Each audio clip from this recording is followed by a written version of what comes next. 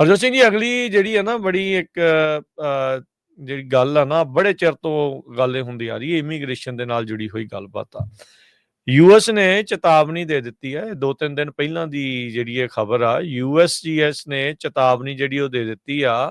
ਕਹਿੰਦੇ ਵੀ ਭਾਈ, ਜਿਹੜੇ ਲੋਕ ਸਪਾਂਸਰਸ਼ਿਪਾਂ ਦਿੰਦੇ ਆ ਨਾ, ਉਹ ਹੁਣ ਜਿਹੜਾ ਕੈੜੇ ਹੋ ਜਾਣ। ਇਹ ਬਹੁਤ ਧਿਆਨ ਨਾਲ ਸੁਣਨ ਵਾਲੀ ਖਬਰ ਆ। ਰੀਜ਼ਨ ਕੀ ਆ ਵੀ ਇਹਦੇ ਵਿੱਚ ਗ੍ਰੀਨ ਕਾਰਡ ਹੋਲਡਰ, ਸਿਟੀਜ਼ਨ ਸਾਰੇ ਹੀ ਜਾਣੇ ਇਹਦੇ ਵਿੱਚ ਨਾਲ ਇਨਕਲੂਡਿਡ ਆ। ਸੋ ਇਹ ਨਾ ਬੰਦਾ ਸੋਚਿਓ ਵੀ ਹਾਂ ਜੀ, ਉਹ ਉਹਨਾਂ ਦੇ ਉੱਤੇ, ਦੂਜਿਆਂ ਦੇ ਉੱਤੇ ਅਸਰ ਆ। ਉਹਨਾਂ ਦਾ ਸਿੱਧਾ ਦੋ ਟੁਕ ਜਿਹੜਾ ਉਹ ਗੱਲ ਆ, ਕਹਿੰਦੇ ਵੀ ਟੇਕ ਰਿਸਪੌਂਸਿਬਿਲਿਟੀ ਔਰ ਫੇਸ ਫਾਈਨ। ਯੂਐਸਸੀਆਈਐਸ ਨੇ ਇਹ ਜਿਹੜੀ ਆ ਉਹ ਹੁਣ ਜਿਹੜੀ ਉਹ ਦੱਸ ਦਿੱਤੀ। ਇਸ ਤੋਂ ਪਹਿਲਾਂ ਜਿਹੜੇ 55 ਮਿਲੀਅਨ ਯੂਐਸ ਵੀਜ਼ਾ ਹੋਲਡਰ ਆ, ਉਹਨਾਂ ਨੂੰ ਕਿਹਾ ਸੀਗਾ ਵੀ ਤੁਹਾਡੀ ਅਸੀਂ ਵੈਟਿੰਗ ਜਿਹੜੀ ਆ ਉਹ ਜਿਹੜਾ ਜ਼ਿਆਦਾ ਚੱਜ ਦੇ ਨਾਲ ਕਰਨੀ ਆ, ਡੀਪਲੀ ਜਿਹੜੀ ਉਹ ਕਰਨੀ ਆ।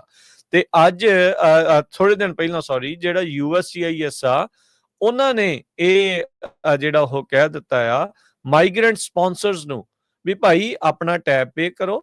ਜਿਨ੍ਹਾਂ ਦਾ ਤੁਸੀਂ ਇਹ ਕਿਹਾ ਸੀ ਨਾ ਸਪਾਂਸਰਸ਼ਿਪ ਭਰਨ ਲੱਗਿਆ ਜਦੋਂ ਫਾਰਮ ਭਰਦੇ ਆ, ਵੀ ਹਾਂ ਇਹ ਪਰਿਵਾਰ ਦੀ ਜਾਂ ਇਹਨਾਂ ਦੀ ਜ਼ਿੰਮੇਵਾਰੀ ਸਾਡੇ ਸਿਰ ਤੇ ਆ, ਇਹ ਆ ਕੇ ਪਬਲਿਕ ਚਾਰਜ ਨਹੀਂ ਲੈਣਗੇ, ਇਹ ਸਰਕਾਰ ਦੇ ਉੱਤੇ ਜਿਹੜਾ ਭਾਰ ਨਹੀਂ ਪੈਣਗੇ।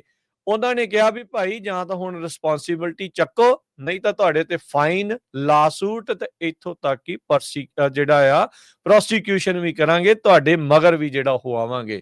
ਸੋ ਜਿਨ੍ਹਾਂ ਨੇ ਰਿਸ਼ਤੇਦਾਰ, ਦੋਸਤ ਮਿੱਤਰ ਉਹ ਸੱਦੇ ਆ, ਸੋ ਹੁਣ ਹਰਜੋਤ ਸਿੰਘ ਜੀ ਵਕਤ ਲੱਗਦਾ ਏਦਾਂ ਦਾ ਆਉਣਾ ਆ ਵੀ ਪਰਿਵਾਰ ਵੀ ਜਿਹੜੇ ਉਹ ਦੋ ਫੜ ਹੋਣੇ ਸ਼ੁਰੂ ਹੋ ਸਕਦੇ ਆ। ਕਾਰਨ ਇਹਦੇ ਵਿੱਚ ਸਿੰਪਲ ਹੀ ਆ। ਉਹਨਾਂ ਨੇ ਕਹਿਣਾ ਵੀ ਹਾਂ ਭਾਈ, ਅਮਰੀਕਾ ਨੇ ਤੇ ਕਹਿਣਾ ਆ ਦੇਖੋ ਤੁਹਾਡੇ ਸਾਈਨ ਹੋਏ ਆ, ਜਿਹੜੀ ਸਪਾਂਸਰਸ਼ਿਪ ਲੈਟਰ ਹੁੰਦੀ ਹੈ, ਜਿਹੜਾ ਫਾਰਮ ਹੁੰਦਾ ਆ, ਵੀ ਉਹਦੇ ਤਹਿਤ ਜਿਸ ਤਰੀਕੇ ਦੇ ਨਾਲ ਤੁਸੀਂ ਕਿਹਾ ਆ, ਜਿਹੜੇ ਈਬੀਟੀ, ਜਿਹੜੇ ਓਬਾਮਾ ਵਾਲਾ ਫੋਨ ਤੇ ਹੋਰ ਪਤਾ ਨਹੀਂ ਵੱਖ-ਵੱਖ ਮੈਡੀਕਲ ਤੇ ਹੋਰ ਜਿਹੜੀਆਂ ਸਹੂਲਤਾਂ ਲੈਂਦੇ ਸੀਗੇ, ਉਹਨਾਂ ਸਾਰਿਆਂ ਦੇ ਉੱਤੇ ਜਿਹੜਾ ਉਹ ਰਗੜਾ ਜਿਹੜਾ ਉਹ ਫਿਰ ਸਕਦਾ ਆ। ਸੋ ਯੂਐਸਸੀਆਈਐਸ ਨੇ ਇਸ ਦੇ ਬਾਬਤ ਜਿਹੜੀ ਉਹ ਜਾਣਕਾਰੀ ਦਿੱਤੀ ਆ। ਯੂਐਸ ਨੇ ਵਾਰਨ ਕਰ ਦਿੱਤਾ ਆ ਮਾਈਗ੍ਰੈਂਟ ਸਪਾਂਸਰਸ ਨੂੰ, ਰਿਸਪੌਂਸਿਬਿਲਟੀ ਚੱਕੋ, ਨਹੀਂ ਤਾਂ ਫਾਈਨ, ਲਾਸੂਟ ਤੇ ਜਿਹੜੀ ਪ੍ਰੋਸੀਕਿਊਸ਼ਨ ਆ, ਅਦਾਲਤੀ ਕਾਰਵਾਈ ਦੇ ਜਿਹੜੇ ਉਹ ਤੁਸੀਂ ਜਾਰੀ ਜਿਹੜੇ ਹੋ ਰਹੋ।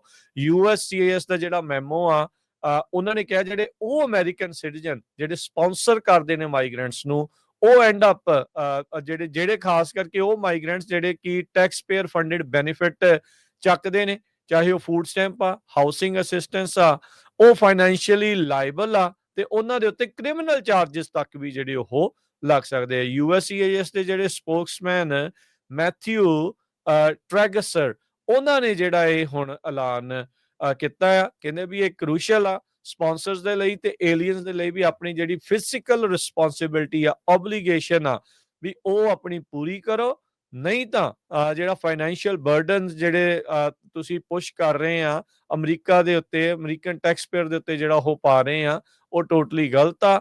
ਅਮਰੀਕਨ ਟੈਕਸ ਪੇਅਰ ਕਹਿੰਦੇ ਵੀ ਉਹਨਾਂ ਨੂੰ ਸਬਸਿਡਾਈਜ਼ ਨਹੀਂ ਕਰਨਾ ਪੈਣਾ ਚਾਹੀਦਾ ਏਲੀਅਨਸ ਨੂੰ, ਜਿਨ੍ਹਾਂ ਦੇ ਲਈ ਫਾਈਨੈਂਸ਼ੀਅਲ ਸਪਾਂਸਰਸ ਤੁਸੀਂ ਆਲਰੇਡੀ ਪ੍ਰੋਮਿਸ ਕੀਤੇ ਹੈਗੇ ਆ। ਡੇਲੀ ਕਾਲਰ ਨਿਊਜ਼ ਫਾਊਂਡੇਸ਼ਨ ਦੇ ਨਾਲ ਗੱਲਬਾਤ ਦੇ ਦੌਰਾਨ ਯੂਐਸਸੀਐਸ ਦੇ ਜਿਹੜੇ ਸਪੋਕਸਪਰਸਨ ਆ, ਉਹਨਾਂ ਨੇ ਇਹ ਜਿਹੜਾ ਉਹ ਆਖਿਆ ਆ। ਸੋ ਕਹਿੰਦੇ ਵੀ ਸਪਾਂਸਰ ਜਿਹੜਾ ਲਾਫੁਲ ਪਰਮਾਨੈਂਟ ਰੈਜ਼ੀਡੈਂਟ ਦਾ ਉਹ ਇੰਡੀਵਿਜੂਅਲ ਆ ਜਿਹਨੇ I-130 ਫਾਰਮ ਕੀਤਾ ਤੇ I-864 ਜਿਨ੍ਹਾਂ ਨੇ ਭਰੇ ਆ।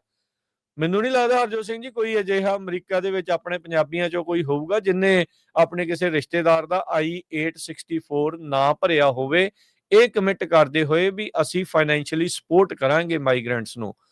ਇਹ ਵੱਖਰੀ ਗੱਲ ਆ ਵੀ ਅਜੇ ਤੱਕ ਕਿਸੇ ਸਰਕਾਰ ਨੇ ਇਸ ਚੀਜ਼ ਦੇ ਉੱਤੇ ਸਖਤੀ ਨਹੀਂ ਕੀਤੀ, ਪਰ ਹੁਣ ਹਰਜੋਤ ਸਿੰਘ ਜੀ ਰਗੜਾ ਲੱਗਣ ਦਾ ਵਕਤ ਜਿਹੜਾ ਉਹ ਇਸ ਦੇ ਵਿੱਚ ਆ ਚੁੱਕਾ ਆ। H-1B ਤੋਂ ਸ਼ੁਰੂ ਜਿਹੜਾ ਹੋਇਆ ਸੀ, ਟਰੱਕਰਸ ਦੇ ਜਿਹੜੇ ਟਰੱਕਰਸ ਵਾਲਿਆਂ ਦੇ ਹਿਸਾਬ ਦੇ ਨਾਲ CDL ਰੱਦ ਜਿਹੜੇ ਉਹ ਹੋਏ, ਤੇ ਹੁਣ ਉਹ ਸਿਟੀਜ਼ਨ, ਉਹ ਗ੍ਰੀਨ ਕਾਰਡ ਜਿਨ੍ਹਾਂ ਨੇ ਆਪਣੇ ਦੋਸਤਾਂ ਮਿੱਤਰਾਂ ਰਿਸ਼ਤੇਦਾਰਾਂ ਦੇ ਲਈ 864 ਭਰਿਆ ਆ, ਹੁਣ ਉਹਨਾਂ ਦੀ ਵਾਰੀ ਜਿਹੜੀ ਉਹ ਆਉਣ ਵਾਲੀ ਹੈਗੀ।